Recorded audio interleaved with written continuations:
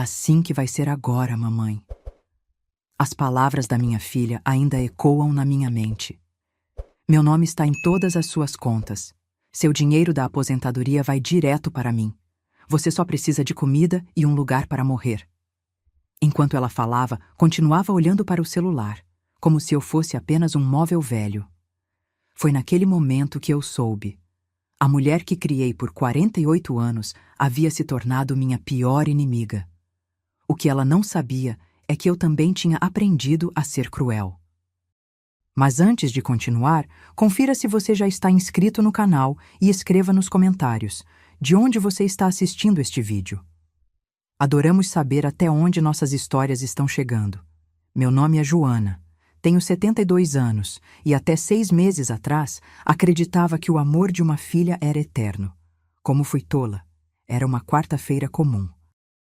Eu preparava o almoço na cozinha da casa onde moro há 4 décadas, a mesma casa que comprei com meu falecido marido Roberto, depois de anos economizando cada centavo.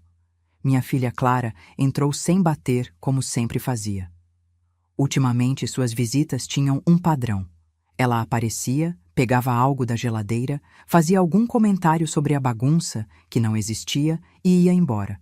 Mas naquele dia foi diferente. Ela se sentou à mesa da cozinha, colocou uma pasta de documentos na minha frente e, sem levantar os olhos do celular, disse as palavras que mudaram tudo entre nós. É assim que vai ser agora, mamãe. Meu nome está em todas as suas contas. Seu dinheiro da aposentadoria vai direto para mim. Você só precisa de comida e um lugar para morrer. Parei de mexer a panela no fogão. O som da colher de pau batendo contra o alumínio ecoou pela cozinha silenciosa. Senti como se tivesse levado um tapa. Virei-me lentamente para olhá-la, mas ela continuava entretida no celular, como se tivesse comentado sobre o tempo e não anunciado que estava assumindo o controle da minha vida. "Por que isso agora, Clara?" perguntei, mantendo a voz firme apesar do tremor que começava nas minhas mãos. "Porque você já está velha, mãe. Não tem mais condições de cuidar do seu dinheiro. Você sempre compra coisas inúteis e eu preciso garantir que esse dinheiro seja bem administrado, para o seu próprio bem. Para o meu próprio bem." Aquelas palavras soavam como uma sentença de morte para minha independência. Voltei a mexer a sopa, tentando processar o que estava acontecendo. Clara tinha 48 anos e uma carreira bem-sucedida como advogada. Desde que seu marido Paulo a deixou por uma mulher mais jovem, há 5 anos, ela vinha mudando. Tornou-se amarga, controladora.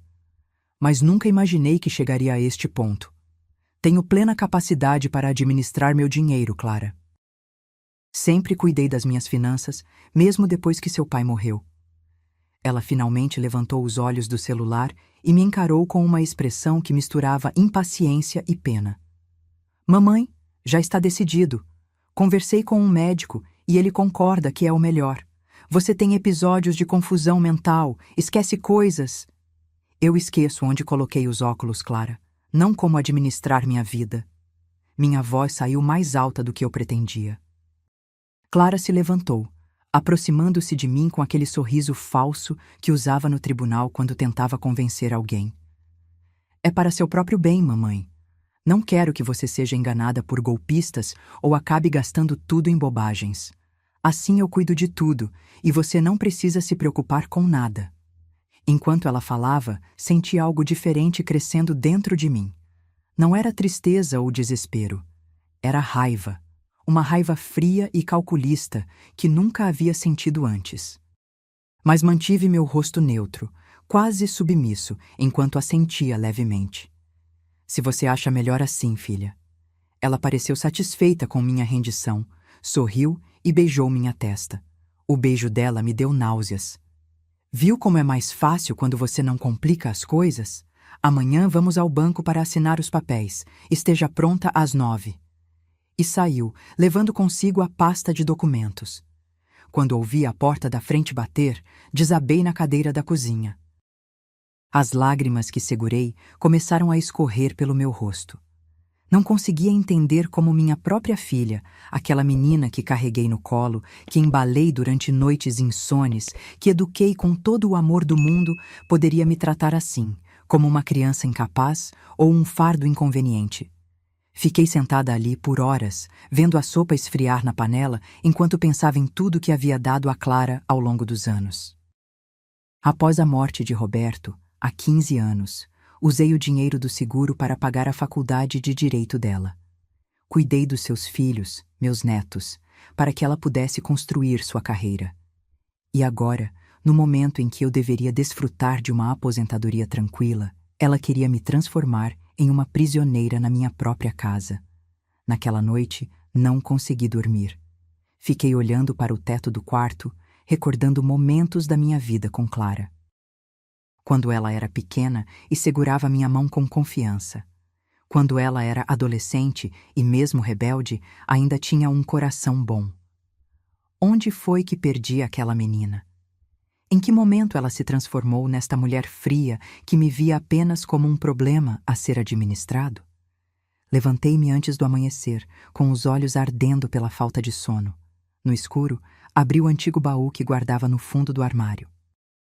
Lá dentro estavam minhas memórias mais preciosas, cartas de Roberto, fotografias antigas, o vestido que usei no batizado de Clara, e no fundo, uma pequena caixa de madeira que Roberto me deu no nosso aniversário de 20 anos de casamento. Dentro dela, guardados como um tesouro, estavam alguns objetos de ouro e uma caderneta bancária de uma conta que Clara não conhecia. Roberto sempre foi um homem previdente. Guarde isso para um dia de necessidade extrema, ele me disse ao me entregar a caixa. Nunca se sabe quando você precisará de um plano B. Nunca imaginei que esse dia chegaria pelas mãos da nossa própria filha. Fechei o baú e voltei para a cama, mas não para dormir. Minha mente trabalhava, calculando cada passo do que eu precisaria fazer. Se Clara queria guerra, ela teria. Mas seria uma guerra silenciosa, estratégica. Uma guerra que ela sequer saberia que estava travando até que fosse tarde demais.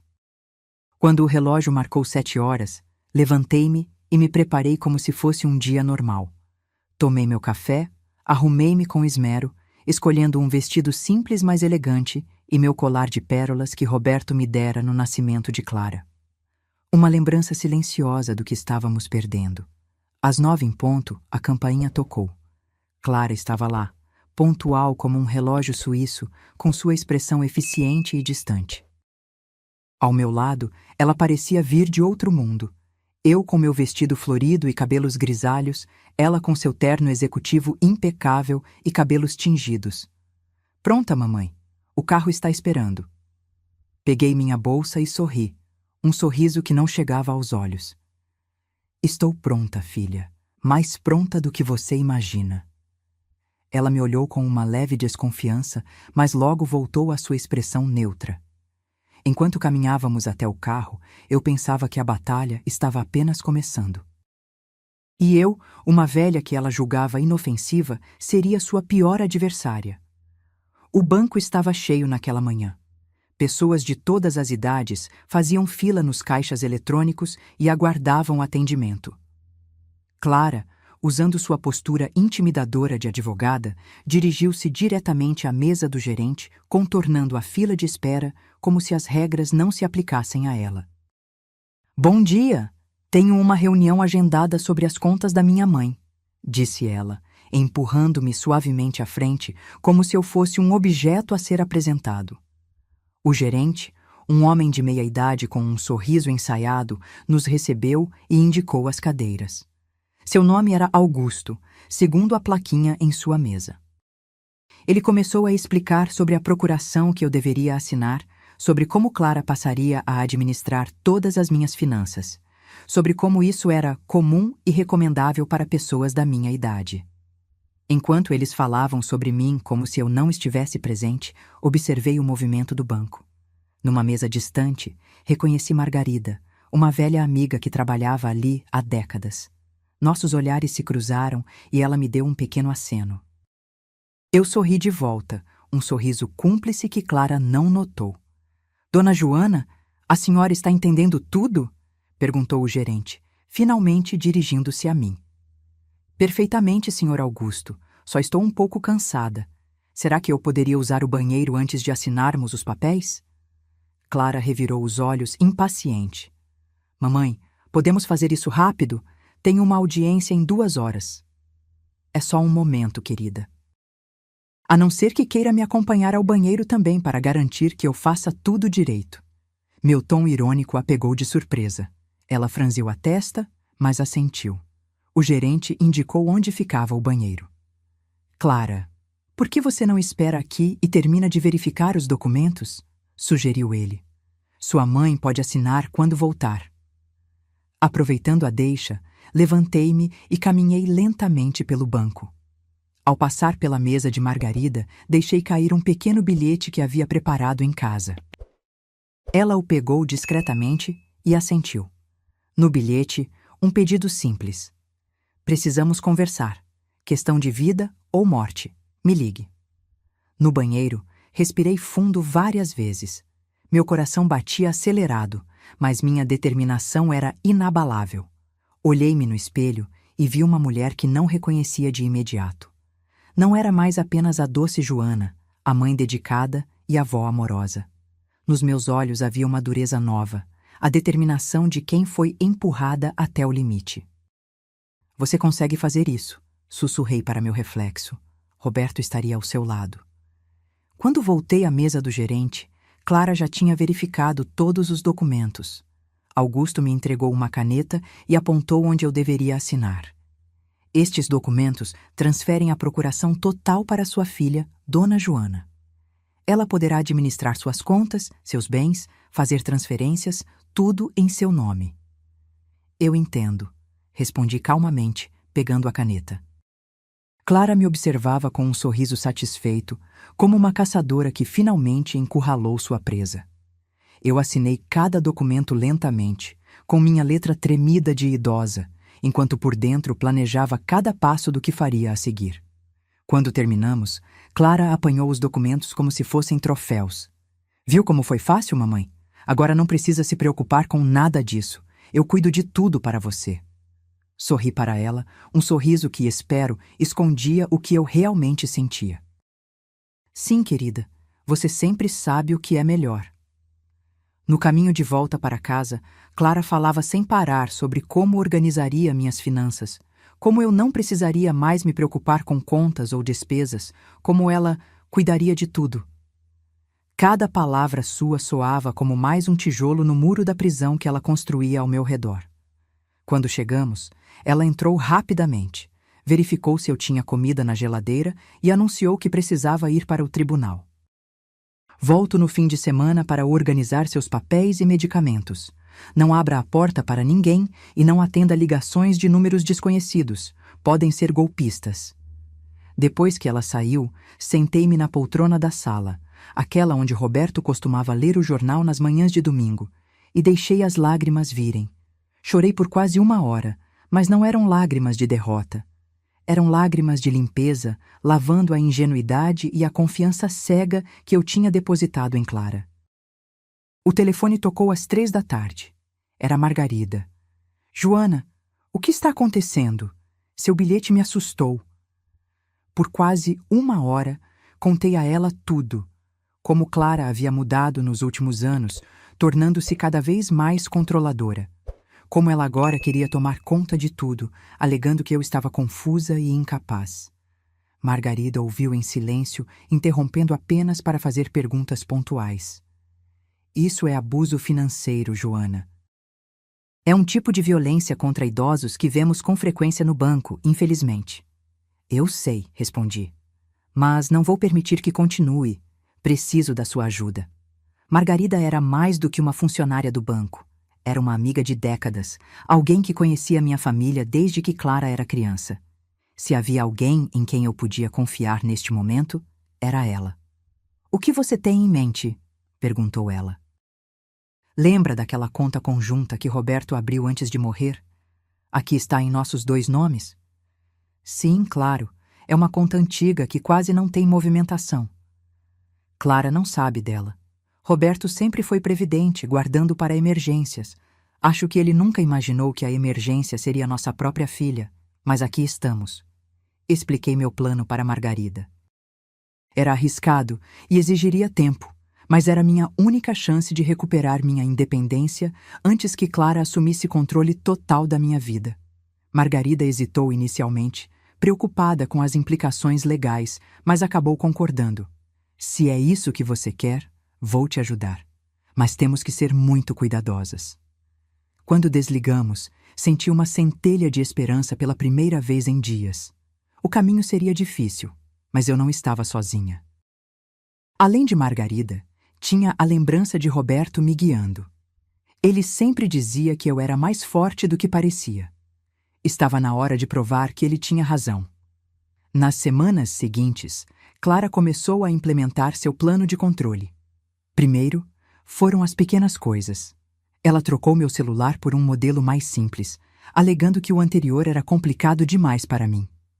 O novo telefone tinha apenas funções básicas, sem acesso à internet ou aplicativos bancários. Depois começou a controlar minhas saídas. Sempre que eu queria visitar uma amiga ou ir ao shopping, precisava avisá-la. É para sua segurança, mamãe, dizia ela. E se você cair na rua e ninguém souber onde está? O pior veio quando ela contratou uma acompanhante para ficar comigo durante o dia. Janaína era uma mulher de uns 40 anos, com um sorriso gentil, mas olhos vigilantes. Clara a instruiu a ajudar com minhas tarefas diárias, mas eu sabia que sua verdadeira função era me vigiar e reportar tudo a Clara. Sua filha se preocupa muito com você, dona Joana, dizia Janaína enquanto me ajudava a preparar o almoço, algo que eu fazia sozinha há 50 anos. Sim, ela é muito atenciosa, respondia eu, engolindo a ironia junto com o orgulho ferido. À noite, quando Janaína ia embora, eu finalmente tinha um momento de privacidade. Era quando eu ligava para Margarida de um telefone pré-pago que havia comprado secretamente antes que Clara assumisse controle total da minha vida. Juntas, continuávamos a executar nosso plano, lenta, mas seguramente. Um mês após a visita ao banco, Clara apareceu com uma expressão estranha. Mamãe, preciso conversar com você. Sentamo-nos na sala. Ela parecia genuinamente preocupada, o que me deixou alerta. Andei revisando suas contas e há algo estranho. Grandes somas foram retiradas nos últimos anos. Para onde foi esse dinheiro? Mantive minha expressão neutra, como uma idosa confusa. Que dinheiro, querida? Eu só uso o que preciso para as despesas da casa e remédios. Clara me mostrou extratos bancários que indicavam saques e transferências substanciais. Olhe isto, mamãe. 50 mil retirados há 2 anos. 30 mil no ano passado. Para onde foi este dinheiro? Ah, aquele dinheiro. O dinheiro que usei para ajudar Clara quando ela perdeu um caso importante e precisou cobrir os prejuízos. O dinheiro que emprestei quando meu neto precisou de tratamento dentário caro. O dinheiro que dei para a entrada do apartamento dela depois do divórcio. Dinheiro que ela convenientemente esqueceu que havia recebido. Não me lembro, querida. Talvez tenha dado para alguém que precisava. Ela bateu o extrato na mesa, irritada. É exatamente por isso que preciso controlar suas finanças. Você está sendo enganada ou está com a memória pior do que pensávamos.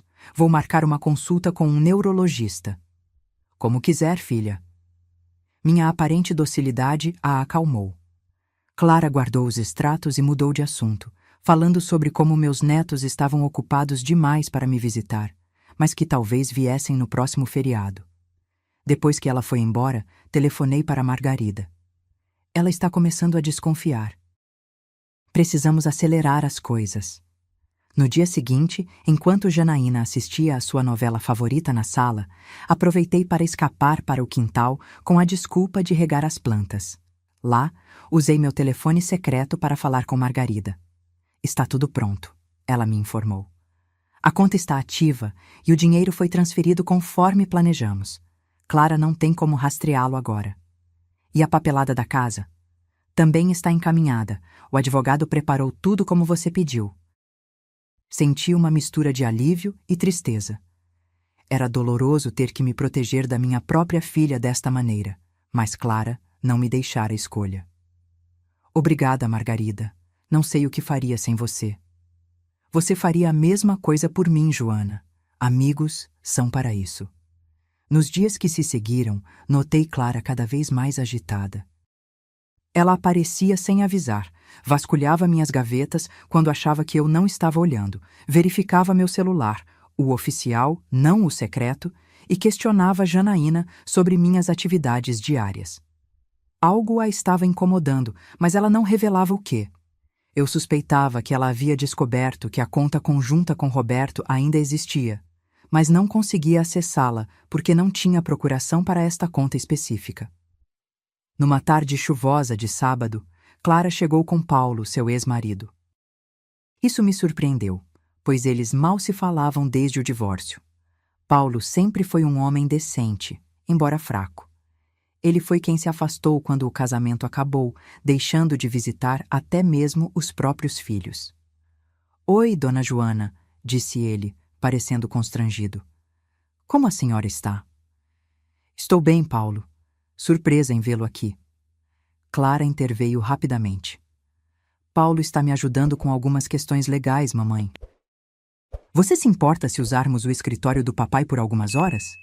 Assenti, observando-os entrar na sala que mantive intacta desde a morte de Roberto. Através da porta entreaberta, ouvi fragmentos da conversa deles.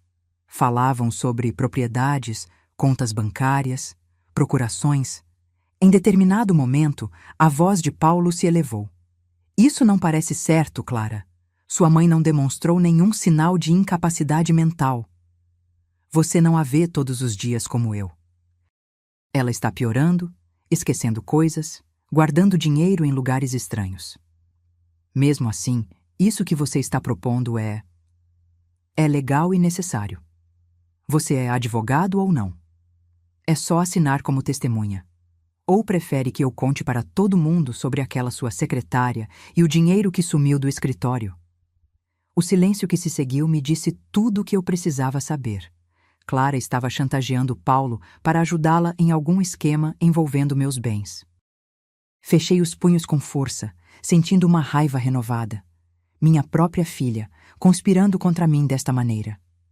Naquela noite, depois que ambos foram embora, sentei-me no jardim olhando para as estrelas. Roberto e eu costumávamos fazer isso nos primeiros anos de casamento, sonhando com o futuro, planejando nossa família. Como chegamos a este ponto? Onde foi que errei na criação de Clara para que ela se tornasse esta pessoa fria e calculista? Meu telefone secreto vibrou. Era Margarida. "Joana, tenho notícias. Clara esteve no banco hoje cedo, tentando obter informações sobre a conta conjunta sua e de Roberto. Felizmente, precisaria da sua presença ou uma procuração específica para esta conta, que ela não tem." O que ela queria saber? O saldo, movimentações recentes, tudo. Ela parecia muito determinada. Ela está atrás do dinheiro que não consegue controlar. Sim, e tem mais. Ela perguntou sobre a possibilidade de interdição judicial. Disse que você está com Alzheimer avançado e representa um perigo para si mesma. Senti um calafrio percorrer minha espinha. Interdição era algo sério. Significaria perder completamente meus direitos civis, ser legalmente considerada incapaz. Clara estava disposta a ir tão longe assim? "Isso é muito grave, Margarida." "Eu sei. Por isso aceleramos tudo. O advogado quer se encontrar com você amanhã. Ele tem os documentos prontos." "Como farei para sair? Janaína está sempre comigo." "Ela não trabalha aos domingos, certo? Encontre uma desculpa para sair. Direi ao motorista para pegá-la na esquina." "Tudo bem, estarei pronta." Depois de desligar, fiquei pensando em como tinha chegado a este ponto. Eu, uma senhora de 72 anos, tramando como uma criminosa dentro da própria casa para proteger o que era meu por direito. Mas, como dizia meu pai, quando a água bate na bunda, a gente aprende a nadar. E eu estava aprendendo a nadar em águas muito turbulentas. No domingo, Janaína estava de folga como previsto. Clara ligou logo cedo para verificar se eu estava bem. Vou à missa, filha, informei. Depois almoço com as amigas da igreja. Não se preocupe. Quais amigas? Posso buscá-la depois? Não precisa. Dona Amélia vai me trazer de volta. Você tem coisas mais importantes para fazer do que ser motorista de uma velha. Só estou preocupada, mamãe. Eu sei, querida, mas estou bem. É só uma missa e um almoço. Ela hesitou, mas acabou concordando. Assim que desliguei, me arrumei com cuidado, escolhendo roupas que não chamassem atenção. Peguei minha bolsa de documentos, onde guardava a caderneta da conta conjunta e alguns papéis importantes que conseguia esconder de Clara. Olhei uma última vez para a foto de Roberto na cômoda antes de sair. Me dê força, sussurrei. Fui realmente à missa, por precaução. Clara conhecia algumas pessoas da paróquia e poderia verificar. Depois, caminhei lentamente até a esquina combinada, onde um carro preto me esperava. Margarida estava no banco do passageiro. Tudo certo? Perguntou ela. Até agora, sim. O motorista nos levou a um restaurante discreto nos arredores da cidade. Em uma sala privativa nos fundos, o advogado nos aguardava. Dr. Menezes era um homem mais velho que eu, com quase 80 anos, mas com olhos vivos e mente afiada. Ele tinha sido amigo de Roberto e conhecia nossa família há décadas. Joana, ele me cumprimentou com carinho. Lamento que estejamos nos reencontrando nestas circunstâncias. Eu também, Menezes, mas a vida tem dessas coisas. Durante 2 horas, revisamos todos os documentos. Uma transferência da casa para uma fundação que eu mesma criaria, com usufruto vitalício para mim. A abertura de uma nova conta em um banco diferente, inacessível para Clara. Uma declaração médica recente, atestando minha perfeita capacidade mental, assinada por um renomado neurologista que era amigo de Menezes. Isso deve protegê-la de qualquer tentativa de interdição, explicou o advogado. Mas Clara é esperta e determinada. Ela vai lutar. Eu sei. Ela é minha filha, afinal. Aprendi a ser determinada com o pai dela, e ela aprendeu comigo. Assinei todos os documentos, sentindo um peso saindo dos meus ombros. Não era uma solução perfeita, mas me daria alguma proteção contra os planos de Clara. O que acontece agora? Perguntei. Agora esperamos o momento certo para revelar tudo, disse Menezes. Enquanto isso, continue agindo normalmente. Deixe Clara pensar que está no controle. Antes de nos separarmos, Margarida me entregou um novo telefone pré-pago. Jogue fora o outro, pode estar comprometido. Este tem apenas nossos números gravados. Use-o com cautela. Voltei para casa à tarde, como havia prometido a Clara. A igreja e o almoço com amigas serviram de álibi perfeito. Mesmo assim, quando entrei em casa, encontrei Clara sentada na sala, esperando por mim. Como foi a missa, mamãe? Perguntou ela, com um tom falsamente casual. Ótima. O padre falou sobre honrar pai e mãe. Foi muito comovente. Vi um músculo se contrair no rosto dela, mas ela manteve o sorriso. E o almoço? Delicioso. Amélia fez aquele frango assado que você adorava quando criança. Lembra-se? Vagamente. Ela se levantou, aproximando-se de mim. Você parece cansada. Quer que eu prepare um chá? Não, obrigada. Vou descansar um pouco. Enquanto caminhava para meu quarto, senti os olhos dela me seguindo. Clara suspeitava de algo, eu podia sentir. Ela era inteligente demais para não perceber que havia algo acontecendo. A questão era, quanto tempo eu teria antes que ela descobrisse tudo? Os dias se passaram com uma tensão crescente entre nós. Clara aparecia sem avisar, verificava meus remédios, olhava através das minhas gavetas quando achava que eu não estava vendo. Janaína relatava todos os meus movimentos, todas as minhas ligações. Eu estava vivendo em uma prisão disfarçada de lar. Numa manhã de quinta-feira, acordei com a campainha tocando insistentemente. Eram apenas 7 horas. Ao abrir a porta, deparei-me com Clara e um homem que não conhecia. Mamãe, este é o Dr. Silveira. Ele veio fazer um check-up em você. Um check-up? Mas eu tenho consulta com a doutora Laura na próxima semana. Este é um exame diferente, disse Clara, empurrando o homem para dentro. É só uma avaliação de rotina. Percebi imediatamente o que estava acontecendo. Este não era um médico comum, era um perito contratado por Clara para avaliar minha capacidade mental, provavelmente parte do processo de interdição que Margarida havia mencionado. Dona Joana, disse o homem com um sorriso ensaiado, podemos nos sentar para conversar? Serão apenas algumas perguntas simples. Claro, doutor, mas primeiro gostaria de ver sua identificação, por favor. Ele pareceu surpreso com meu pedido, mas tirou uma carteira do bolso e me mostrou um documento. Era realmente um médico, pelo que pude ver, mas isso não me tranquilizou. E o senhor costuma fazer consultas domiciliares às 7 da manhã? Mamãe, interveio Clara, não seja rude, o doutor está aqui como um favor especial. Não estou sendo rude, estou sendo prudente. Você mesma me ensinou a desconfiar de situações incomuns, Clara. E um médico que nunca vi antes, aparecendo na minha casa ao amanhecer, sem consulta marcada, parece bem incomum. O doutor olhou para Clara, visivelmente desconfortável. Ela manteve a compostura, mas vi um leve tremor em seu maxilar, sinal de que estava contendo a raiva. Dr. Silveira é neurologista, mamãe. Ele está muito ocupado e conseguiu encaixar essa visita antes do horário da clínica. É uma cortesia. Entendo, respondi sentando-me na poltrona da sala. Nesse caso, vamos começar. Durante a hora seguinte, o médico me fez uma bateria de perguntas. Qual era a data do meu aniversário? Quem era o presidente atual? Poderia desenhar um relógio marcando 3h15?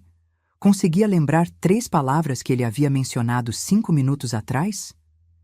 Eu respondia tudo com calma e precisão, vendo a frustração crescer no rosto de Clara. A senhora se lembra de quando seu marido faleceu? Perguntou o médico. 15 de junho de 2010. Era uma terça-feira chuvosa. Roberto teve um infarto enquanto cortava a grama do jardim. Virei-me para Clara. Você estava em um congresso em Brasília. Liguei várias vezes, mas só consegui falar com você no dia seguinte. Ela desviou o olhar, incomodada com a lembrança, ou talvez com o fato de que minha memória estava perfeitamente intacta. Acho que temos o suficiente por enquanto, disse o médico fechando sua pasta. Farei um relatório com minhas impressões. E quais são suas impressões, doutor? Perguntei diretamente. Ele hesitou, olhando para Clara, que interveio rapidamente. O doutor precisa analisar as anotações, mamãe. Não podemos apressá-lo. Claro, concordei, mantendo minha expressão serena. Mas como paciente, tenho direito a uma cópia desse relatório, não é mesmo, doutor?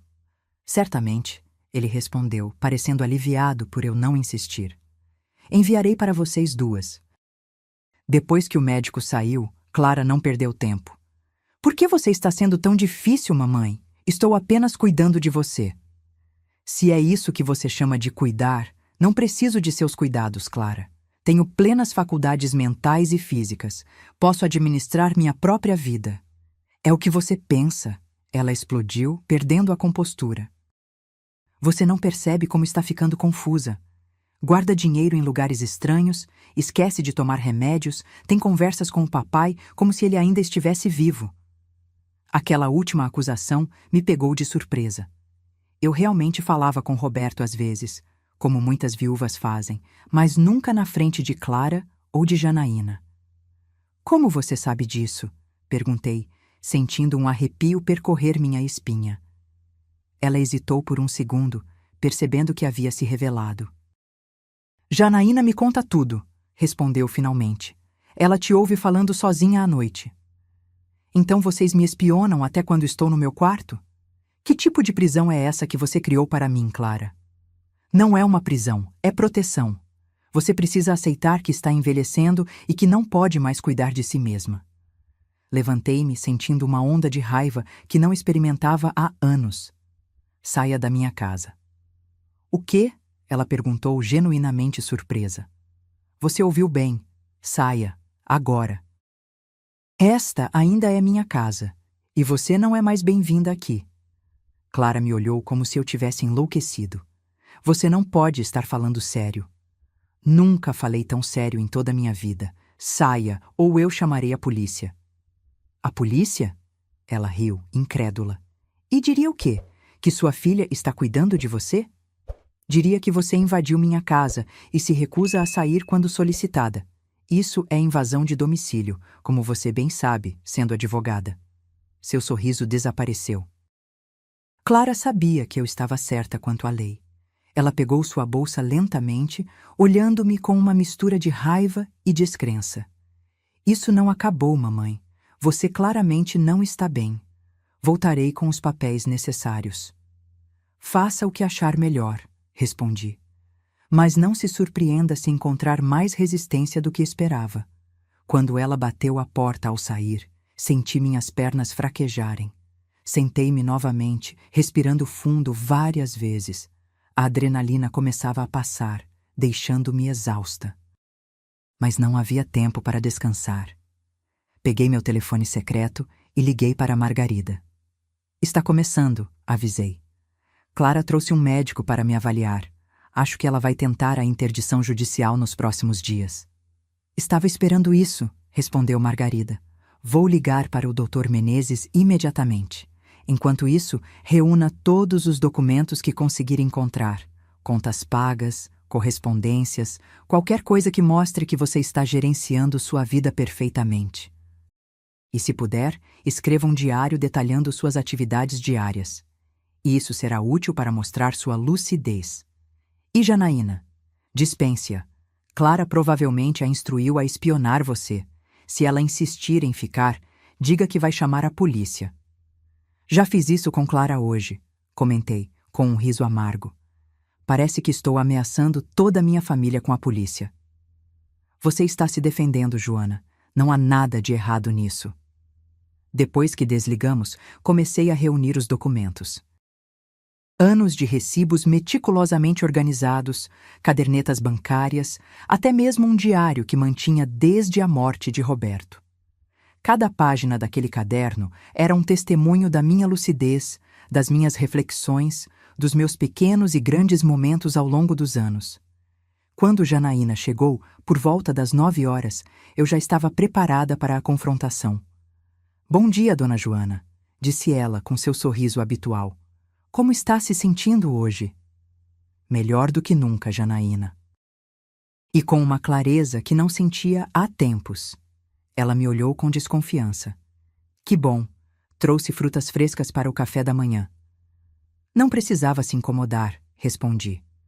Na verdade, não precisará mais se incomodar com nada. Seus serviços não são mais necessários. Janaína congelou, as frutas ainda na sacola que segurava. Como assim? A doutora Clara não me disse nada sobre isso. Clara não decide mais quem trabalha na minha casa. Eu decido. E decidi que você não é mais bem-vinda aqui. Mas, dona Joana, a senhora precisa de ajuda. O que eu preciso é de privacidade. Sei que você tem relatado a Clara tudo o que faço e digo. Isso acaba hoje. Ela colocou a sacola na mesa, visivelmente nervosa. A doutora Clara só quer o seu bem. Ela me pediu para observá-la porque está preocupada. Sei exatamente o que Clara quer, e não é o meu bem. Agora, por favor, retire-se. Seu último pagamento será depositado normalmente. Não posso deixá-la sozinha. A doutora Clara... A doutora... Clara não é minha guardiã. Ainda não, acrescentei, com uma firmeza que surpreendeu a nós duas. Você vai sair por vontade própria ou devo chamar a polícia? Ela recuou, pegando sua bolsa. A senhora está cometendo um erro. Não está bem. Meu único erro foi confiar na minha filha cegamente. Não repetirei esse erro com você. Quando Janaína saiu, tranquei todas as portas e janelas. Não duvidava que Clara apareceria em questão de horas, furiosa por eu ter dispensado sua espiã. Mas eu precisava desse tempo sozinha para terminar de organizar meus documentos e me preparar para a batalha legal que estava por vir. Menos de 2 horas depois, o telefone tocou. Era Clara, como eu esperava. O que você fez, mamãe? Por que mandou Janaína embora? Porque não preciso de uma babá. muito menos de uma informante na minha própria casa. Ela estava lá para ajudar, você não pode ficar sozinha. Fiquei sozinha nos 15 anos desde que seu pai morreu. E nos anos em que você estava ocupada demais com sua carreira para me visitar, sobrevivi muito bem. Isso foi antes. Agora você está... Estou como? Velha? Sim. Senil? Não. Ouvia respirar fundo do outro lado da linha, tentando se acalmar. Mamãe, isso não vai acabar bem. Você está sendo teimosa e só está piorando a situação. A situação que você criou, Clara. Você trouxe essa tempestade para nossas vidas. Eu vou até aí agora mesmo. Não venha. Não abrirei a porta. Você não pode se trancar assim. Posso e vou. Esta conversa acabou, Clara. Desliguei antes que ela pudesse responder. Imediatamente o telefone tocou novamente, mas não atendi. Depois de várias tentativas, ele finalmente parou. Olhei pela janela, meio esperando ver o carro de Clara estacionando a qualquer momento, mas a rua permaneceu tranquila. Aproveitei para ligar para meus netos. Lucas, de 22 anos, e Beatriz, de 20, estavam na faculdade em cidades diferentes e raramente os via. Clara sempre dizia que eles estavam ocupados demais para visitar a avó, mas eu suspeitava que ela os mantinha afastados deliberadamente. Primeiro, liguei para Lucas. Ele atendeu no terceiro toque, suando surpreso. Vovó? Tudo bem? Tudo ótimo, querido. Só estou com saudades. Como vai a faculdade? Vai bem. Aconteceu alguma coisa? A mamãe me disse que você não estava muito bem de saúde. Então era isso que Clara andava contando aos meus netos. Que eu estava doente, provavelmente senil, precisando de cuidados especiais. Estou perfeitamente saudável, Lucas. Sua mãe está... exagerando. Na verdade, estamos passando por um momento difícil, eu e ela. O que houve? Expliquei a situação da forma mais objetiva possível, sem vilificar Clara, mas deixando claro o que estava acontecendo. Lucas ficou em silêncio por um longo tempo. Isso é... difícil de acreditar, vovó. Mamãe sempre disse que estava cuidando de você. Eu sei que é difícil, querido. Não estou pedindo que escolha lados. Só queria que você soubesse a verdade, caso as coisas se compliquem. Você acha que vai a esse ponto? Um processo judicial, sério mesmo? Espero que não, mas conhecendo sua mãe, ela não vai desistir facilmente. Depois de desligar, liguei para Beatriz e tive uma conversa semelhante. Ela pareceu menos surpresa que Lucas, o que me intrigou. Já desconfiava de algo assim, confessou. Mamãe anda muito estranha ultimamente, falando sobre planos de venda da sua casa, sobre como vai simplificar sua vida. Nunca me soou certo. Então você acredita em mim? Claro que sim, vovó, e pode contar comigo para o que precisar. Aquelas palavras me trouxeram conforto. Pelo menos não estava completamente sozinha nesta batalha.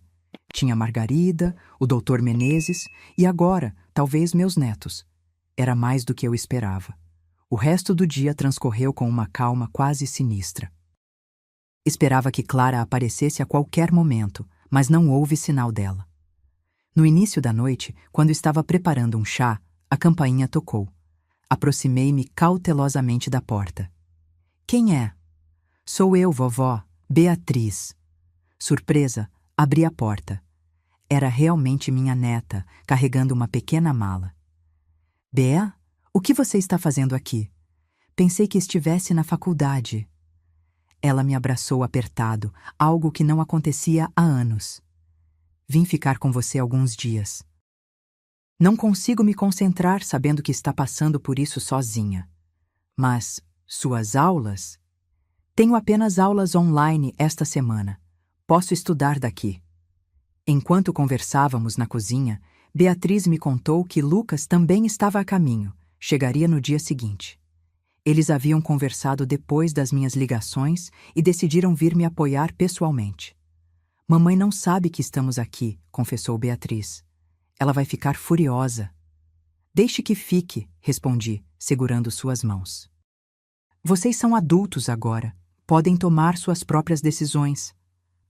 Ela sempre nos afastou de você, sabia? Dizia que você era frágil, que ficava confusa com muita agitação. Acreditamos por muito tempo. E agora? Agora estou vendo com meus próprios olhos. Você está mais lúcida e forte do que muita gente jovem que conheço. Dormi melhor naquela noite, com Beatriz no quarto ao lado. A presença dela trouxe um conforto que eu não sentia há muito tempo. Mas sabia que a tempestade estava apenas começando. Clara não desistiria facilmente, especialmente agora que seus filhos estavam se rebelando contra ela. Na manhã seguinte, Lucas chegou como prometido. Mal tínhamos terminado o café da manhã quando a campainha tocou novamente. Desta vez era Clara, acompanhada de um oficial de justiça. "Bom dia, senhora", disse o homem formalmente. "Tenho uma notificação judicial para a senhora Joana Almeida." "Sou eu", respondi, pegando o envelope que ele me estendia. Clara parecia surpresa ao ver Beatriz e Lucas ali, mas rapidamente recuperou a compostura. "O que vocês estão fazendo aqui? Não deviam estar na faculdade?" "Viemos apoiar a vovó", respondeu Lucas, colocando-se ao meu lado. "Isso é ridículo. Sua avó precisa de cuidados profissionais, não de duas crianças brincando de enfermeiros." "Não somos mais crianças, mamãe", interveio Beatriz. "E a vovó não precisa de enfermeiros. Ela está perfeitamente bem." O oficial de justiça, claramente desconfortável com a discussão familiar, pigarreou. "Preciso que a senhora assine confirmando o recebimento", disse ele, estendendo-me um formulário. Assinei e ele se retirou rapidamente, ansioso para se afastar do drama familiar. Clara permaneceu na porta, olhando para nós três. "Isso é uma requisição para uma avaliação de capacidade mental", ela explicou, apontando para o envelope em minhas mãos. "O juiz marcou uma audiência para a próxima semana. Você será avaliada por peritos do tribunal." "Eu sei como funciona um processo de interdição, Clara. Trabalhei no sistema judiciário por 35 anos, lembra? Então sabe que isso é para o seu próprio bem." "É para o seu próprio bem, Clara. Para você controlar meu dinheiro e minha casa." Ela deu um passo à frente, mas Lucas e Beatriz se colocaram entre nós. "Acho melhor você ir embora agora, mamãe", disse Lucas com firmeza. "A vovó tem muito a organizar." Clara olhou para os filhos como se não os reconhecesse. "Vocês não entendem o que está acontecendo aqui. Ela manipulou vocês como sempre fez comigo." "A única manipuladora aqui é você", rebateu Beatriz. "E estamos começando a ver isso muito claramente. Vão se arrepender disso, todos vocês." E com essa ameaça velada, Clara deu meia volta e se dirigiu ao carro. Antes de entrar, olhou para mim uma última vez, um olhar tão carregado de ressentimento que me fez estremecer. Minha própria filha, me olhando como se eu fosse sua pior inimiga. Fechamos a porta e fomos para a sala, onde abri o envelope. Como Clara havia dito, era uma notificação para uma audiência de avaliação de capacidade mental, o primeiro passo para um processo de interdição. Clara estava alegando que eu sofria de demência avançada e não tinha mais condições de gerenciar minha vida e bens. "Isso é absurdo", exclamou Beatriz ao ler o documento. "Como ela pode mentir assim?" "Sua mãe está determinada", respondi, dobrando o papel e guardando-o de volta no envelope. "Ela sempre foi assim, desde criança. Quando quer algo, não mede esforços para conseguir." "Mas por que agora?" perguntou Lucas. "Por que de repente ela decidiu que precisa controlar sua vida?" Suspirei, olhando para meus netos. Eles mereciam saber a verdade completa. "Acho que foi o divórcio", respondi. "Depois que seu pai a deixou, ela mudou. Tornou-se mais amarga, mais controladora. E há a questão financeira, claro." "Que questão financeira?" "Sua mãe não é tão bem-sucedida quanto parece. Soube por amigos em comum que ela tem dívidas consideráveis. A casa dela está hipotecada, há empréstimos não pagos. E ela sabe que tenho algumas economias. Não é uma fortuna, mas é o suficiente para resolver os problemas dela." Lucas e Beatriz trocaram olhares chocados. Claramente, eles não sabiam nada sobre os problemas financeiros da mãe. Além disso, continuei, Clara sempre teve uma relação complicada comigo. Seu pai, meu Roberto, era um homem firme, às vezes até severo. Clara nunca o perdoou por algumas coisas do passado e acho que ela me culpa por não tê-lo controlado melhor. Isso não justifica o que ela está fazendo, protestou Beatriz. Não, não justifica, mas ajuda a entender. Naquela tarde, liguei para o doutor Menezes e lhe contei sobre a notificação judicial. Ele não pareceu surpreso. Já esperávamos isso. A boa notícia é que estamos preparados. A transferência dos bens para a fundação já está quase concluída e temos todos os documentos médicos que atestam sua capacidade. Clara vai enfrentar mais resistência do que imagina. E se o juiz decidir a favor dela? Mesmo nesse cenário improvável, os bens já estarão protegidos. Ela poderá ser sua curadora legal, mas não terá acesso ao dinheiro ou à casa. No máximo, poderá gerenciar sua aposentadoria mensal.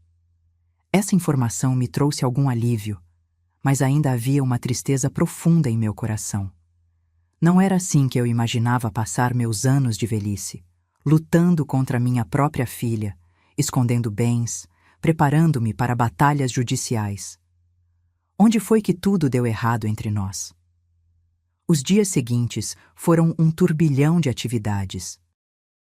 Lucas e Beatriz permaneceram comigo, ajudando a organizar documentos, acompanhando-me em consultas médicas para obter laudos adicionais, falando com antigos colegas meus que poderiam testemunhar sobre minha lucidez.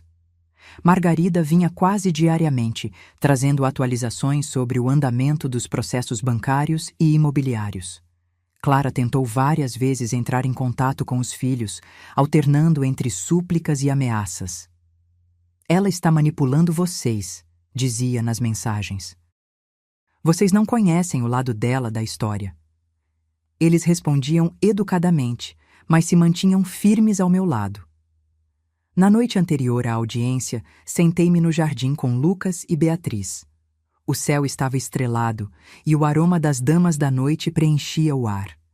Roberto havia plantado aquelas flores quando nos mudamos para a casa. Para que você sempre tenha estrelas ao seu alcance, ele dizia. Agora suas flores pareciam me dar força para o que estava por vir. Estou orgulhosa de vocês dois, disse aos meus netos. Não é fácil o que estão fazendo. Estamos apenas fazendo o que é certo, respondeu Lucas. Mesmo assim, sei que é difícil ir contra a própria mãe. Nunca quis colocá-los nessa posição. Você não nos colocou em lugar nenhum, vovó, disse Beatriz, segurando minha mão. Foi mamãe quem criou essa situação. E estamos aqui porque queremos, porque te amamos. Aquelas palavras tocaram meu coração. Apesar de todo o sofrimento, havia algo de bom vindo dessa situação, a reaproximação com meus netos.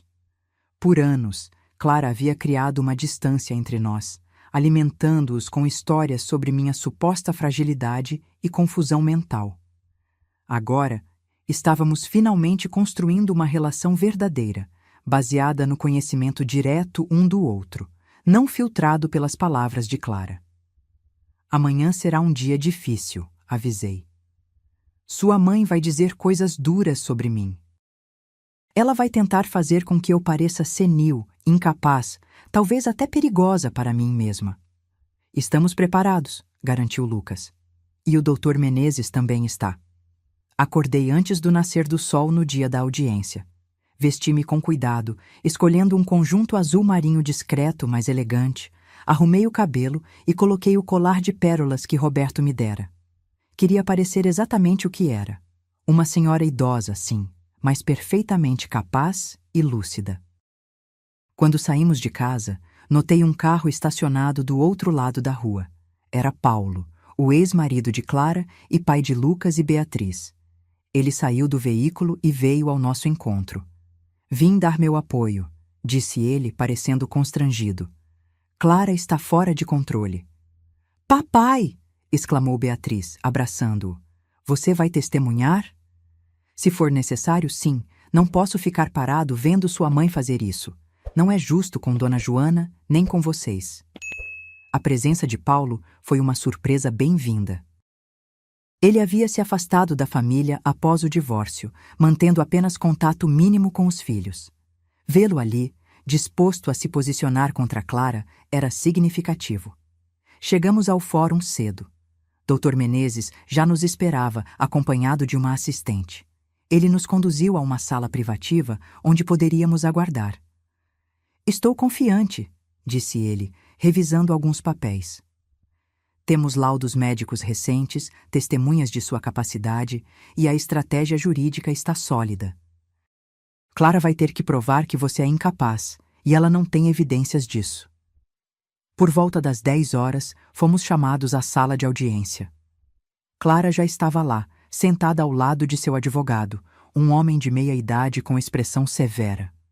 Quando entramos, ela olhou para Paulo com evidente surpresa e raiva. Não esperava que seu ex-marido se posicionasse contra ela. O juiz, um homem idoso de cabelos brancos e expressão séria, entrou em seguida. A audiência começou formalmente, com cada advogado apresentando seus argumentos iniciais. O advogado de Clara falou primeiro, pintando um quadro de uma senhora idosa em declínio cognitivo que guardava dinheiro em lugares estranhos, esquecia de pagar contas, falava sozinha e representava um perigo para si mesma. Dona Joana precisa de proteção, concluiu ele. Sua filha, motivada apenas pelo amor e preocupação, busca a curatela para garantir que ela tenha os cuidados necessários nesta fase da vida. Quando foi a vez do Dr. Menezes, ele levantou-se calmamente e começou a desmontar, ponto por ponto, os argumentos do outro advogado. Meritíssimo, o que temos aqui não é um caso de proteção, mas de controle. Dona Joana mantém todas as suas faculdades mentais intactas, como atestam os laudos médicos que apresentamos. Ela gerencia sua vida financeira e pessoal com total autonomia há 15 anos, desde o falecimento do marido. Os comportamentos estranhos alegados pela filha são, na verdade, normais para qualquer pessoa, independentemente da idade. Ele apresentou os laudos médicos, documentos bancários mostrando minha gestão financeira impecável e testemunhos de vizinhos e amigos sobre minha lucidez e independência. Além disso, continuou ele, temos razões para acreditar que o real motivo por trás deste pedido de interdição é financeiro. A requerente enfrenta problemas financeiros significativos e busca assumir controle dos bens da mãe. O advogado de Clara levantou-se imediatamente, protestando contra esta acusação infundada. O juiz, no entanto, permitiu que o Dr. Menezes continuasse. Em seguida, fui chamada para ser questionada. Respondi a todas as perguntas com calma e precisão, demonstrando minha lucidez e raciocínio. O advogado de Clara tentou me confundir com perguntas capciosas, mudando rapidamente de assunto, perguntando sobre datas e eventos antigos, tentando me fazer parecer confusa. Mas eu estava preparada. Depois, foi a vez de Clara. Ela falou com aparente preocupação sobre meu declínio, citando episódios que, fora de contexto, poderiam parecer preocupantes. Falou sobre me encontrar conversando sozinha no jardim, sobre eu ter esquecido uma panela no fogo certa vez, sobre eu supostamente acusar vizinhos de roubo quando não encontrava objetos. O Dr. Menezes a questionou diretamente. Doutora Clara, a senhora mencionou que sua mãe guarda dinheiro em lugares estranhos. Poderia elaborar? Ela esconde dinheiro pela casa, em livros, em potes de plantas, em caixas de sapato. É um comportamento paranoico. E a senhora já considerou que isso pode ser simplesmente uma preferência pessoal? Muitas pessoas de todas as idades preferem manter dinheiro em casa. Não é normal esconder dinheiro pela casa. E o que a senhora fez quando encontrou este dinheiro? Clara hesitou, percebendo a armadilha. Eu guardei para ela. Guardou onde exatamente? Na minha conta, para segurança. Sem informar sua mãe, ela não entenderia. Então a senhora pegou o dinheiro que pertence à sua mãe, transferiu para sua própria conta, sem o conhecimento ou consentimento dela, e agora alega que isso foi para o bem dela? O advogado de Clara interveio, mas o dano já estava feito. O juiz observava com interesse crescente. Em seguida, Paulo, Lucas e Beatriz testemunharam, cada um falando sobre suas observações recentes da minha capacidade mental e bem-estar, e sobre o comportamento controlador de Clara. Margarida foi a última testemunha, trazendo seu conhecimento profissional como bancária para explicar como eu sempre administrei minhas finanças com competência, e como as movimentações recentes nas minhas contas pareciam suspeitas não pelo meu comportamento, mas pela intervenção de Clara. Ao final da audiência, o juiz anunciou que tomaria sua decisão nos próximos dias, após analisar todos os documentos e depoimentos. Saímos do fórum exaustos, mas com uma sensação cautelosa de otimismo. Acho que foi bem, comentou o Dr. Menezes. O juiz parecia cético quanto às alegações de Clara. Clara saiu rapidamente sem falar conosco. Seu advogado a seguiu, parecendo preocupado. Algo no comportamento dela durante a audiência me incomodava. Ela parecia estranhamente confiante, mesmo quando as coisas não estavam indo a seu favor. Como se tivesse um as na manga que ainda não havia mostrado. Essa sensação se confirmou 2 dias depois, quando recebemos um telefonema do Dr. Menezes. Clara entrou com um novo pedido, informou ele, soando preocupado.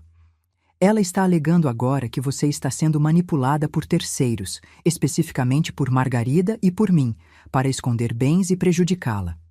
Ela conseguiu uma ordem judicial para investigar a conta conjunta que você tinha com Roberto. Como ela descobriu sobre a conta? Não sei, mas isso complica as coisas. O juiz adiou sua decisão até que essa investigação seja concluída. Clara está alegando que você está escondendo bens para prejudicá-la deliberadamente. Senti um nó no estômago. Claro que nossa estratégia defensiva poderia ser interpretada dessa forma. Estávamos, de fato, movendo bens para fora do alcance de Clara. Embora fosse para minha proteção, em um tribunal isso poderia parecer suspeito. O que fazemos agora? Perguntei. Continuamos com nosso plano. A fundação já está criada, a casa já está legalmente protegida. Quanto à conta conjunta, temos documentos que provam que ela existe desde o falecimento de Roberto. Não é algo que criamos recentemente para esconder dinheiro. Nos dias seguintes, um clima tenso pairou sobre nós. Lucas e Beatriz continuavam comigo, agora preocupados não apenas com as ações da mãe, mas também com a possibilidade de um desfecho legal desfavorável.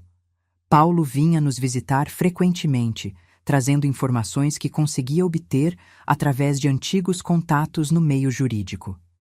Foi durante uma dessas visitas que ele nos deu uma notícia perturbadora. Clara contratou um investigador particular, revelou ele. Ele tem seguido Margarida, o Dr. Menezes e até vocês. Foi assim que ela descobriu sobre as movimentações bancárias e a fundação. Isso é legal? Perguntou Beatriz, indignada. Infelizmente sim, respondeu Paulo. Desde que o investigador não invada propriedade privada ou intercepte comunicações, ele pode observar e fotografar pessoas em locais públicos. Esta revelação explicava a confiança de Clara durante a audiência. Ela sabia muito mais do que demonstrava, estava apenas esperando o momento certo para usar suas informações. Naquela noite, enquanto todos dormiam, sentei-me na varanda olhando para o jardim que Roberto e eu cultivamos por décadas.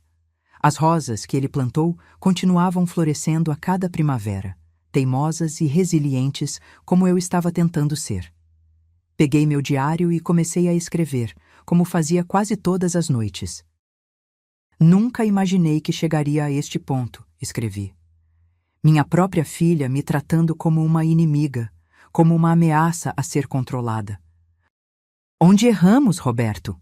Foi quando a deixamos ir para aquela escola particular, onde ela conheceu crianças de famílias ricas e começou a se envergonhar de nossa simplicidade? Foi quando você era severo demais com ela? Ou quando eu era permissiva demais? Como uma criança que embalarei em meus braços se transformou nesta mulher fria e calculista. As lágrimas caíam sobre o papel enquanto eu escrevia, manchando a tinta.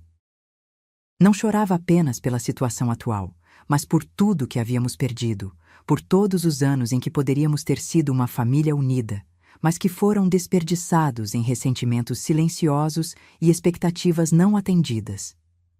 Uma semana depois, recebemos a notícia que temíamos.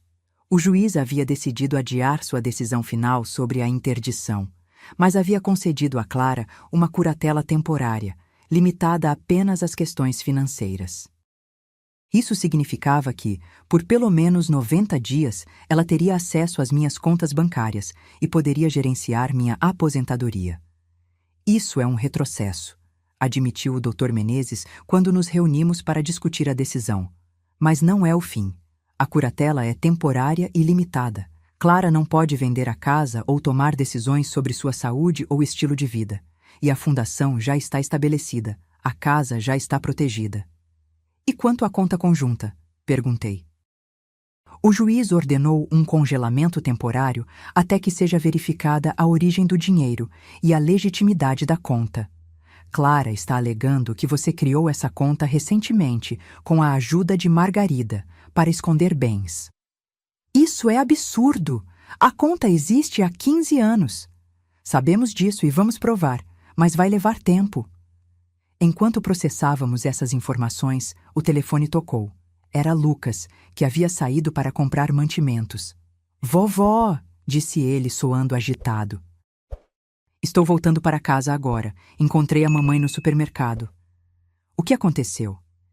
Ela não está bem. Estava gritando comigo no meio do supermercado, dizendo que eu a traí, que estou conspirando contra ela. As pessoas estavam olhando. Foi horrível." "Você está bem? Ela te machucou?" "Não fisicamente, mas ela está diferente. Nunca a vi assim antes." Quando Lucas voltou, contou mais detalhes. Clara parecia descontrolada, com olheiras profundas, falando rapidamente e de forma desconectada. Ela acusava Lucas de fazer parte de uma conspiração contra ela, dizia que todos estavam roubando o que era dela por direito, incluindo o marido, os filhos e agora a própria mãe. "Acho que ela não está bem, vovó", concluiu Lucas, visivelmente abalado. "Não é só maldade ou ganância, parece algo pior." A descrição de Lucas acendeu um alerta em minha mente. Comecei a juntar os fragmentos. O comportamento cada vez mais paranoico de Clara, sua obsessão crescente com dinheiro e controle, sua convicção inabalável de que todos estavam contra ela. Não era apenas ambição ou ressentimento. Havia algo mais acontecendo. "Paulo", chamei meu ex-genro que ainda estava conosco. "Clara tem se consultado com algum médico? Tomado alguma medicação?" Ele franziu a testa pensativo. "Não que eu saiba." "Por quê?" "Porque isso que Lucas está descrevendo não parece normal. Nem mesmo para alguém ganancioso ou rancoroso. Parece algo clínico."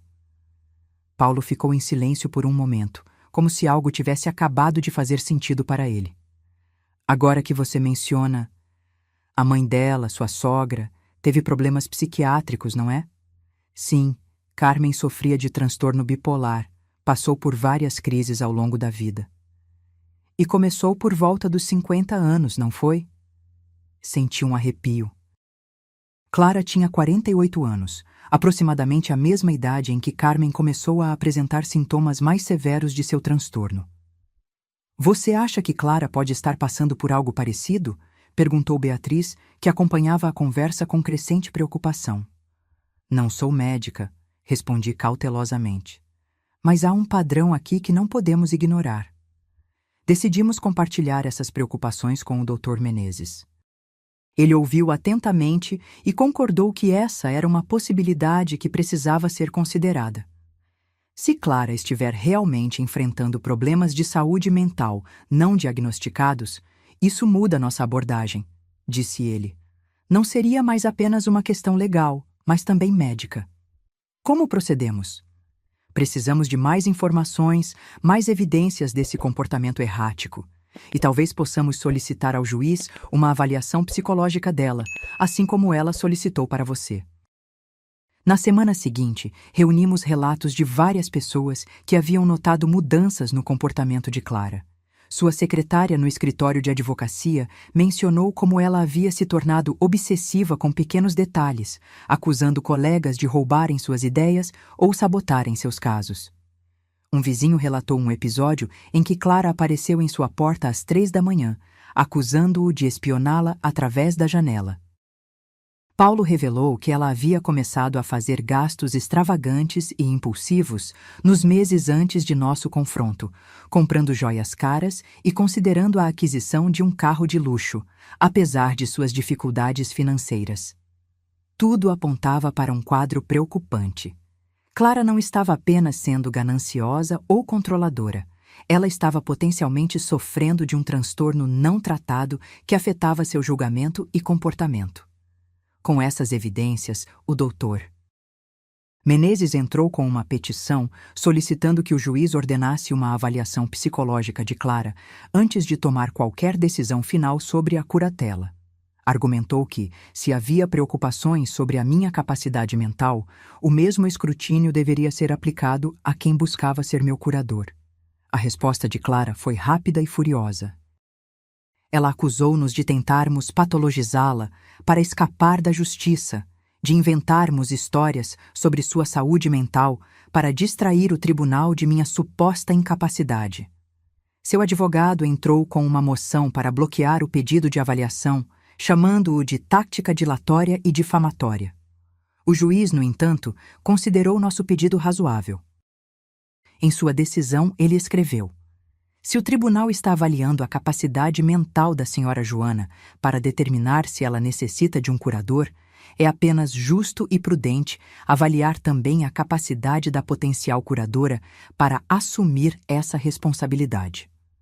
Clara foi ordenada a se submeter a uma avaliação com um psiquiatra forense em 2 semanas. Ela tentou adiar, argumentando que estava ocupada com casos importantes, mas o juiz foi inflexível. A avaliação aconteceria ou o caso seria encerrado em meu favor. Enquanto aguardávamos, mantinha-me ocupada no jardim, cuidando das plantas que Roberto tanto amava. Era minha forma de meditação, de manter a sanidade em meio ao turbilhão que nossa vida havia se tornado. Lucas e Beatriz revezavam-se entre ficar comigo e retornar aos estudos. Paulo aparecia regularmente, trazendo notícias e oferecendo apoio. Margarida vinha quase diariamente, não apenas para tratar de assuntos bancários, mas também como a amiga leal que sempre foi. Foi durante uma dessas tardes no jardim que recebi uma visita inesperada. Clara apareceu sozinha, sem seu habitual ar de superioridade. Parecia cansada, quase frágil. "Mamãe", chamou ela do portão. "Podemos conversar?" Hesitei, olhando para a casa onde Lucas estava. Ele apareceu na porta, alertado pela voz da mãe. "Está tudo bem", assegurei a ele. "Vou falar com ela aqui no jardim." Clara entrou lentamente, observando as rosas que estavam começando a florescer. Sentou-se no banco de pedra ao lado do canteiro, o mesmo banco onde Roberto costumava descansar depois de cuidar do jardim. "Estão bonitas", comentou ela, apontando para as flores. "Papai ficaria orgulhoso." Não respondi imediatamente, surpresa com a referência a Roberto. Clara raramente falava dele desde sua morte. "Sim, ele amava essas rosas", disse finalmente. "Dizia que eram teimosas como eu." Um pequeno sorriso surgiu no rosto dela, logo substituído por uma expressão séria. "Mamãe, eu não sei o que está acontecendo comigo." A vulnerabilidade em sua voz me pegou de surpresa. Por um momento, vi nela a menina que costumava correr para meus braços quando tinha um pesadelo, não a mulher fria que havia tentado tomar controle da minha vida. "O que você quer dizer, Clara?" "Eu tenho esses momentos, onde tudo parece tão claro, tão óbvio. Como se eu pudesse ver as conexões que ninguém mais vê. E então tudo fica confuso, caótico. Fico com raiva, paranoica, vejo inimigos em todos os lugares." Ela falava rapidamente, as palavras saindo quase sem respiração. "Eu realmente acreditava que estava ajudando você, que você precisava de proteção, que estava confusa, mas agora não tenho certeza do que é real e do que não é." Senti meu coração se apertar. Era doloroso ver minha filha assim, vulnerável e assustada. Apesar de tudo que ela havia feito, de todas as acusações e manipulações, ela ainda era minha filha, a menina que eu carreguei no ventre, que ensinei a andar e falar. Clara, disse suavemente, sentando-me ao seu lado. Você se lembra da sua avó, Carmen? Ela assentiu lentamente. Lembro de como ela mudava. Às vezes estava tão animada, falando sem parar, fazendo planos grandiosos. Outras vezes, ficava na cama por dias, mal conseguia levantar. Ela tinha transtorno bipolar, expliquei. E nunca aceitou totalmente o tratamento. Achava que os médicos estavam conspirando contra ela, que a medicação era veneno. Clara me olhou, uma compreensão dolorosa surgindo em seus olhos. Você acha que eu... Acho que você deveria conversar com um médico, querida. Não por causa do processo. Não por minha causa, mas por você mesma. Ela baixou o olhar, as mãos tremendo levemente. Tenho medo, confessou em um sussurro quase inaudível. Eu sei, é assustador, mas você não está sozinha. Nunca esteve. Naquele momento, algo mudou entre nós. Não era perdão, ainda não, mas talvez o início de uma compreensão. Clara não era apenas uma filha gananciosa tentando se apropriar dos bens da mãe. Ela era uma mulher possivelmente lutando contra os mesmos demônios que atormentaram sua avó sem reconhecê-los pelo que eram. O que acontece agora? Perguntou ela. Você vai à avaliação ordenada pelo juiz, mas não como uma estratégia legal, não como algo que estamos forçando você a fazer. Vá como alguém que busca respostas, que quer entender o que está acontecendo consigo mesma. Ela assentiu lentamente. E o processo? A curatela? Podemos encontrar uma solução que funcione para todos. Algo que me proteja, mas também te ajude a se recuperar. Clara se levantou, parecendo um pouco mais centrada do que quando chegou. Obrigada por não me odiar. Eu nunca poderia odiar você, Clara. Estou magoada, desapontada, às vezes até com raiva, mas odiar? Nunca. Ela saiu como havia entrado, em silêncio, mas com um peso diferente em seus ombros. Não a certeza arrogante de antes, mas tampouco a derrota total. Era o peso de quem começa a enxergar a verdade, dolorosa como pode ser. Quando entrei na casa, Lucas me esperava ansioso. O que ela queria? Está tudo bem? Sim, respondi, sentindo uma estranha paz. Acho que, pela primeira vez em muito tempo, as coisas podem finalmente começar a melhorar. Na semana seguinte, Clara compareceu à avaliação psiquiátrica como ordenado pelo tribunal. Não tivemos acesso imediato aos resultados, mas Paulo, através de seus contatos, conseguiu descobrir que o relatório preliminar indicava sinais de transtorno bipolar, possivelmente em fase maníaca, com elementos de paranoia. 3 dias depois da avaliação, recebemos uma ligação inesperada. Era o advogado de Clara.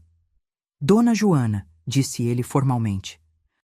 Estou ligando para informar que minha cliente deseja retirar o pedido de interdição. Fiquei momentaneamente sem palavras, surpresa com esta reviravolta.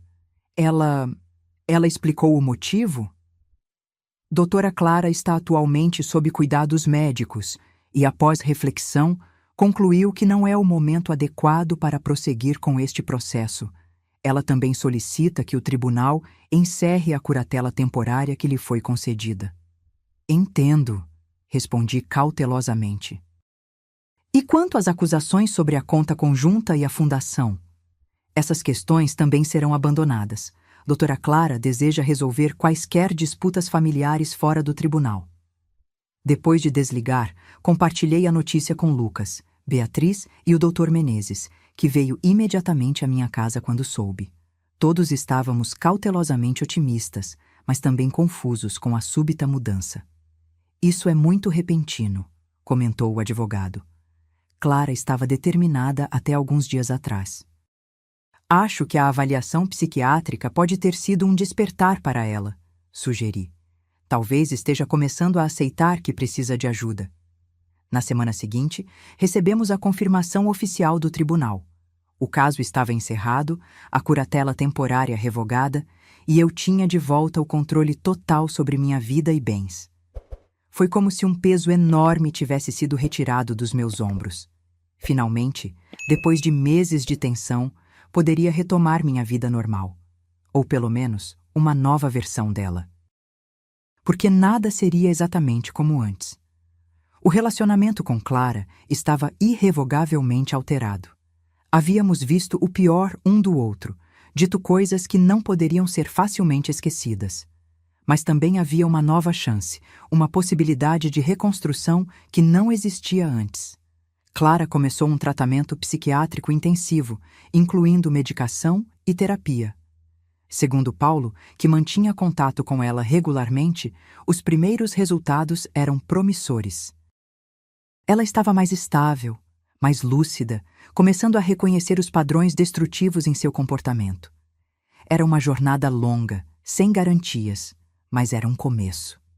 2 meses depois do encerramento do processo, Clara pediu para me visitar. Concordei, com a condição de que Lucas ou Beatriz estivessem presentes. Ainda não estava pronta para ficar sozinha com ela, e ela entendeu. Escolhemos um domingo à tarde para o encontro. Ela chegou pontualmente, trazendo um pequeno vaso com damas da noite, as mesmas flores que Roberto havia plantado no jardim. Um gesto simbólico que não passou despercebido. Pensei que poderíamos plantar juntas, explicou ela, entregando-me o vaso. Se você quiser. Eu gostaria disso, respondi, aceitando o presente.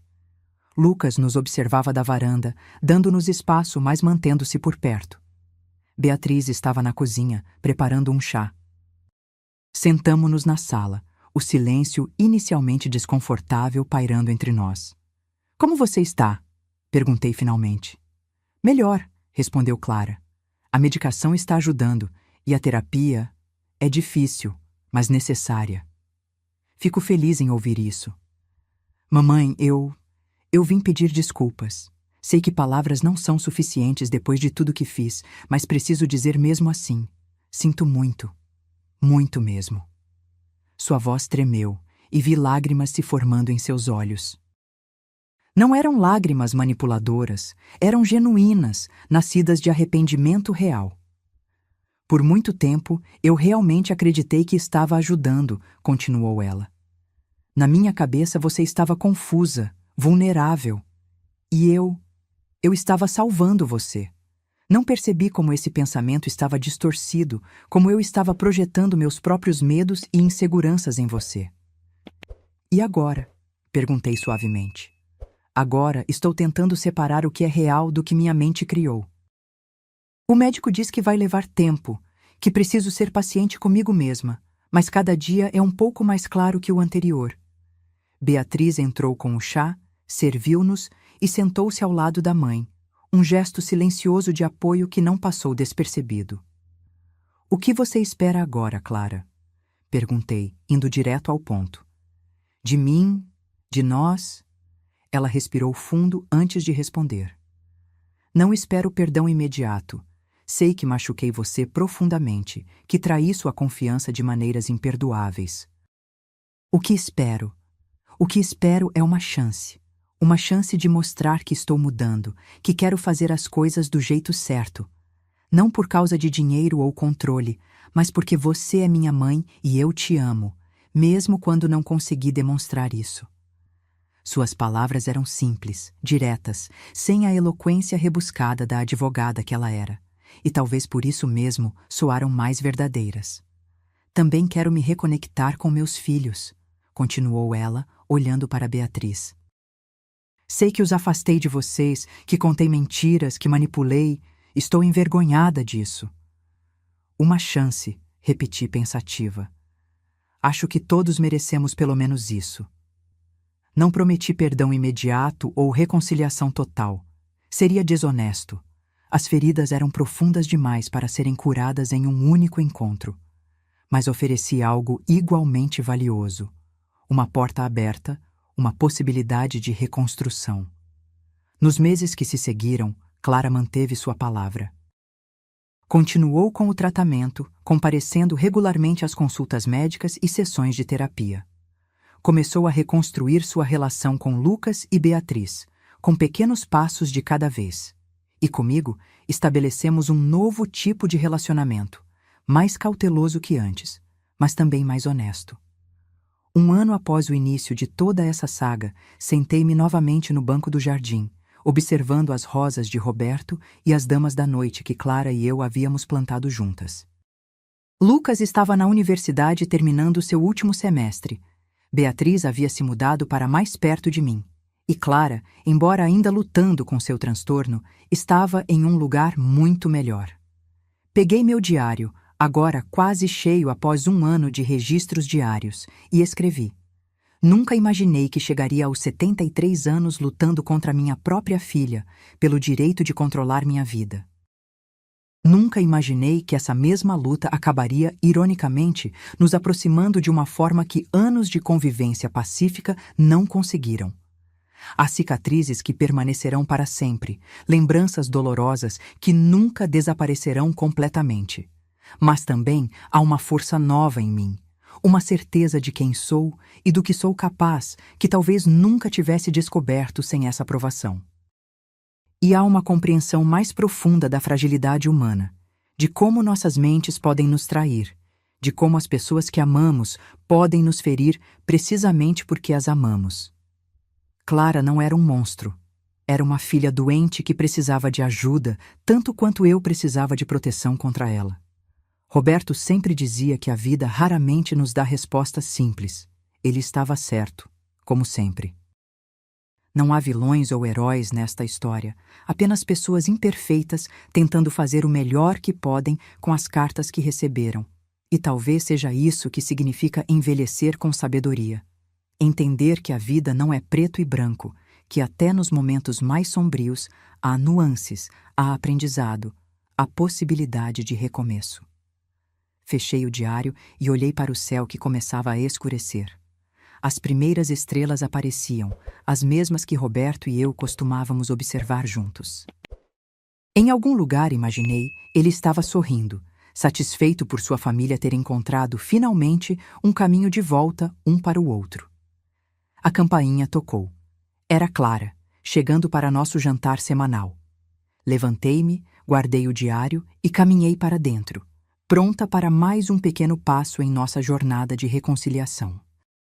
Agora, se você gostou dessa história, clica em inscrever e me diz nos comentários qual parte te deixou de queixo caído. Ah, e não esqueça de se tornar membro para ter acesso a vídeos exclusivos que não posto aqui. Te espero lá.